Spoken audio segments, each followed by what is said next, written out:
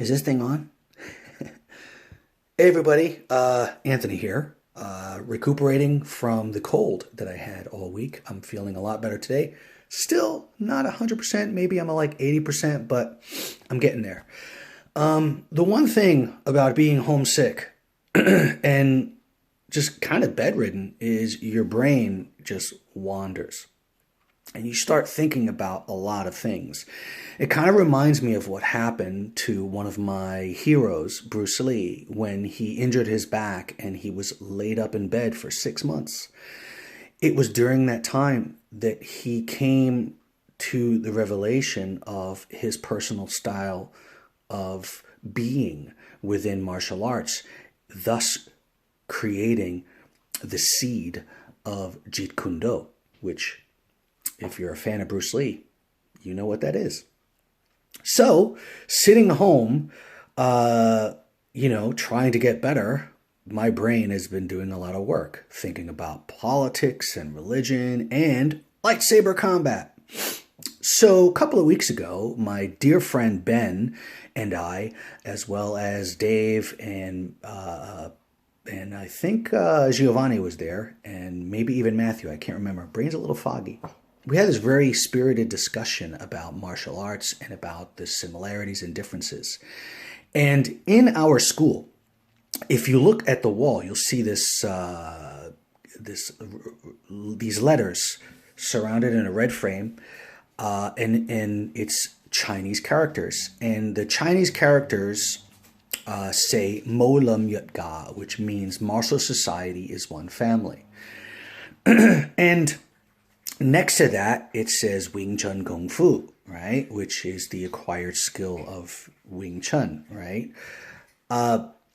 In our school, we push very heavily for us to be open-minded about martial arts and to look at the other martial arts systems with the idea of, okay, where are the similarities from this system to this system to this system? Because we believe that there are similarities. Bruce Lee, again, is known for saying, we all have two arms, two legs, one body, one head, and so on. We all pretty much move the same with very slight differences. And what you'll get a lot of is people focus a lot on the differences and not on the similarities. And the similarities are what we really want to look at. We want to look at what my dear friend Eric Winfrey calls the universal truth. And that is something that all of these martial arts have in common. Okay? Now, this reminds me of the story of Wing Chun. Now, if you go back to the story of the Shaolin Temple and all that stuff, it gets kind of, mythological and everything. However, my favorite one is the story of the five elders of Shaolin.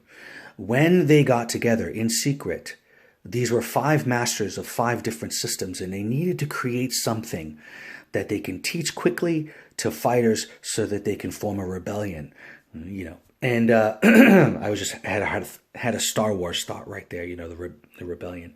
Anyway, while they were comparing the various techniques from their different styles, they noticed each one of the most effective techniques from each style had similar traits, and thus the creation of the first form of Wing Chun, Siu Lim Tao, which means way of the little idea in a romantic sense, but literally means small idea in the head or small thought in the head. Okay, so one of the sayings that I forgot, and I had to contact my dear friend Sharif Bey, was, I just got a message on my phone, was that the saying goes like this. I wrote it down. It's within the four C's, all men are brothers. Hey, sorry about that. Somebody called while I was recording, and I do all my videos on my phone. So Anyway, where was I? Oh yeah, within the four C's, all men are brothers, or all women are sisters, or all humans are family, right?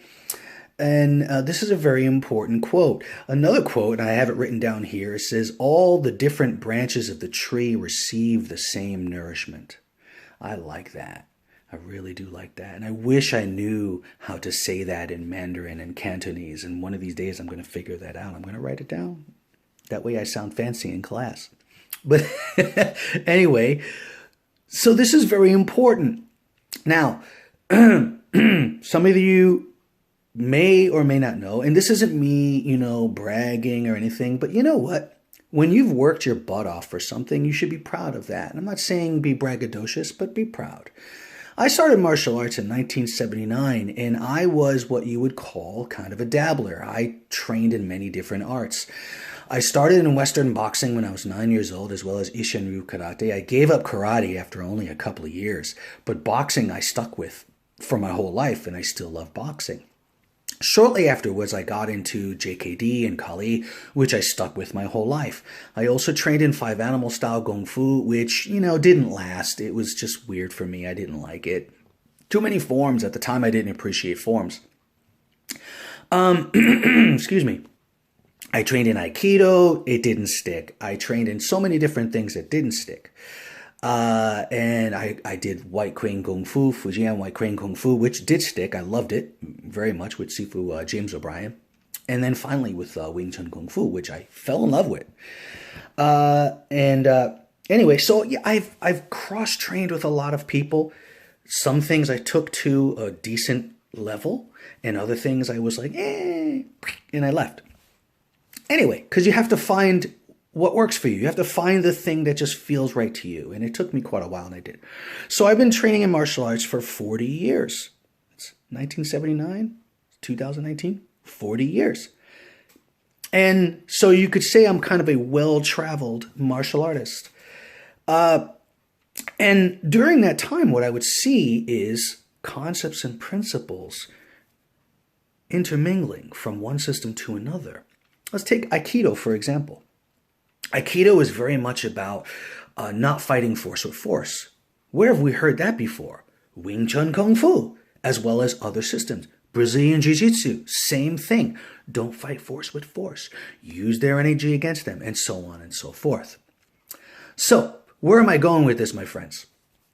We have to look at every martial art with the eye and the mind of where are the similarities, because it is finding those similarities is where we start to discover what Eric said, the universal truth.